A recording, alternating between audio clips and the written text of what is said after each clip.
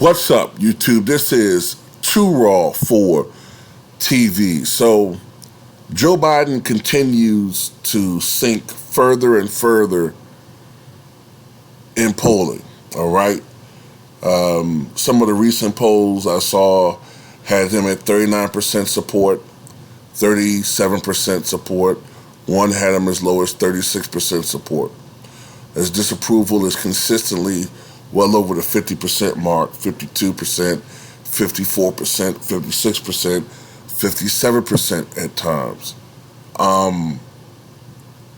One of the most ominous things I've seen are recent polls that show that 80% of Americans feel like the country is going in the wrong direction. And I saw a poll today that said that 71% of Americans do not support Joe Biden running for re-election.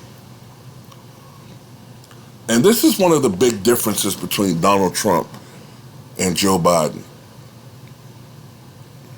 Even when Trump was polling that low, I've always felt like some of the people who were saying they don't approve of of Donald Trump's performance at that time, some of them still would rather vote for him over the opposition.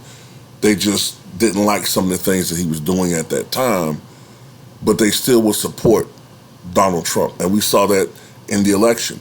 I also am convinced that Trump supporters are underrepresented in polling. We saw that in 2016, and we definitely saw that in 2020. It wasn't just a one-time aberration. Trump supporters are always being undercounted.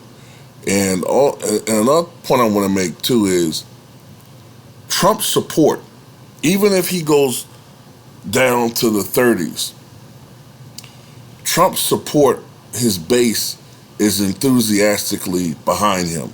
He has a very strong base. There's a strong culture of support for Donald Trump, no matter how you feel about him. There's a lot of people out there that are enthusiastic about him. The same cannot be said about Joe Biden. If anything, Joe Biden's support sort of reminds me of the first Bush, all right? The first Bush. Now, George W. Bush had a strong core support. They came out in droves in 2004 and gave him a 3 million vote plus plurality in the popular vote. He's still the last Republican and the only Republican in the last 25 years or so to win the popular vote. But his father had a similar problem. His father, under ideal circumstances, could build a strong support base, but it was a soft base. It was a base that really only supported him because of the opposition. It was more of like for instance, when people voted for George H.W. Bush in 1988, it was more because they supported Ronald Reagan or because they didn't want to support the opposition, who at the time was Michael Dukakis. In this election, most people were voting their angers, their fears because of COVID, or they were voting for Biden more, but more against Donald Trump. Now that Joe Biden has a record, Joe Biden has a record that he has a record that now can be held against him. It's a different ball game, and I'm looking at certain things here, right? And if Joe Biden continues to stay, let's just say for the sake of argument, even though I don't think this is going to happen, I think Joe Biden is going to slowly recover. But let's just say for the sake of argument, Joe Biden continues to stay in this 30s territory all the way to 2024, which would damn near be unprecedented. But let's just say it happened. At some point, you have to kind of start wondering, like, will he even be renominated? Because he have so many things against him. Let's say everything that's going on right now continues. A terrible economy, hyperinflation, high gas prices, turmoil in foreign affairs, a divided country, violence, wanton violence, to be honest with you, mass shootings. Let's say we still have the same problems, but they get worse. Then his personal problems. He's eroding support by the weak. Hispanics are abandoning the Democratic Party. Black men in particular, but African Americans are becoming more disillusioned with Biden, but in particular, African American men. Joe Biden, when you look at his record, and people, I think some people start to become more and more educated about his past. There's a lot of questionable things about Joe Biden, to say the least, right? Then you have his age. By the time he runs for re-election in 2024, he'll be, I believe, 81 years old. By far, the oldest man ever to run for president on a major party ticket. And he's not a spry 81, all right? We're not talking about, a guy like in the condition of, say, Bernie Sanders, mentally. We're talking about a dude that is showing some obvious signs of mental acuity decline. Not saying he has dementia, but he's not the sharpest tool in the shed anymore, right?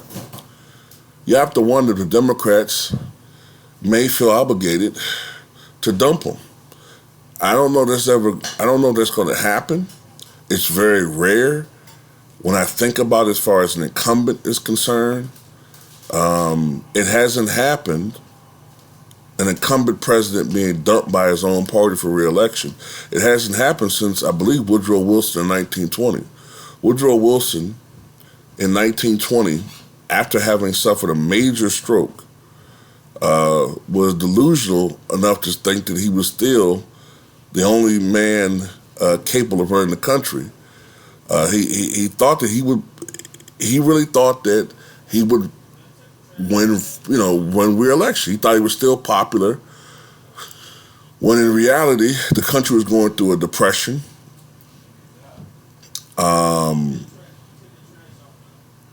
The Democrats, Wilson was seen as a failure as far as the treaty, the Treaty of Versailles, and the Republicans won the landslide in 1920. But the point is, I didn't mean to go into specifics there, but yeah, when I think of incumbents, even Jimmy Carter, going through everything he was going through 40 years ago, even he was able to overcome the challenge by Ted Kennedy. Even Gerald R. Ford, who was severely weakened by some of the same things we're going through today. Inflation, the very, very unpopular decision to pardon former President Nixon in the wake of the Watergate scandal. The Watergate scandal was still fresh in people's minds in 1975 and 76, but he was still able to overcome the challenge by the very popular and charismatic Ronald Reagan, even though it went to the convention. And Ford wasn't even elected. He was still able to overcome Reagan's challenge. So if Joe Biden isn't even renominated, then I would have to say he would have to go down as one of the worst presidents in the history of this country. And I mean, ever.